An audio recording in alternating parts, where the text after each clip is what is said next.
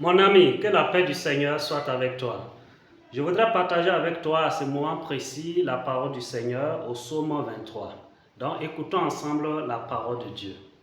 L'Éternel est mon berger. Ça, c'est une déclaration d'appartenance. À qui appartiens-tu? Si tu appartiens à l'Éternel, sois fier de le déclarer. Parce que tu vois autour de toi, les gens n'ont pas peur d'appeler même le serpent leur ancêtre. Mais si toi tu appartiens à l'Éternel, sois fier de le déclarer. Et la suite nous dit quoi? Je ne manquerai de rien.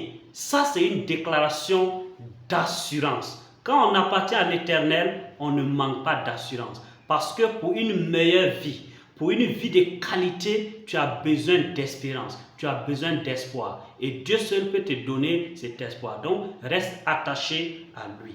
La suite, le verset 2, il me fait reposer dans de verts pâturages. Lorsque tu appartiens à l'Éternel et que tu marches selon ses principes, il te bénit de telle sorte que tu auras de la nourriture en abondance. C'est ce que le verset ou l'expression « il me fait reposer dans les verts pâturages » veut dire.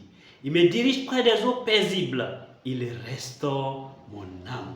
Donc ici, le Seigneur est en train d'énumérer les bienfaits de Dieu. Si tu veux profiter d'une vie abondante, il faut apprendre à dire merci à l'Éternel. Il me conduit dans les sentiers de sa justice à cause de son nom. Et maintenant, lorsque viendront les moments de difficulté, voilà comment tu dois te comporter. Quand je marche dans la vallée de l'ombre de la mort, je ne crains aucun mal, car tu es avec moi. Ta houlette et ton bâton me rassurent. Vous voyez, souvent le Seigneur nous corrige, pas pour nous faire mal, mais pour nous conduire vers la vie.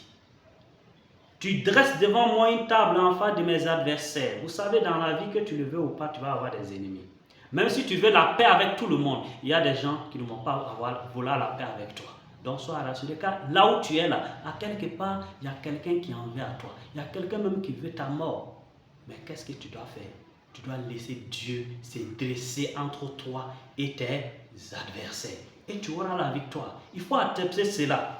Et maintenant, pour terminer, qu'est-ce que le salut nous fait comprendre? C'est ça qu'on appelle l'assurance finale de celui qui marche selon les principes de Dieu, selon la parole de Dieu. C'est que la finalité, c'est la vie éternelle. C'est pourquoi le verset 6 déclare, oui, le bonheur, c'est une assurance, hein? Oui, le bonheur et la grâce m'accompagneront tous les jours de ma vie et j'habiterai dans la maison de l'Éternel jusqu'à la fin de mes jours. Si l'Éternel est ton berger, tu auras l'assurance de ton salut. C'est pourquoi je t'invite à placer ta vie entre les mains de l'Éternel, le grand Dieu, le don béni. Chez nous, on dit don béni. Quelqu'un de grand, il est le plus grand.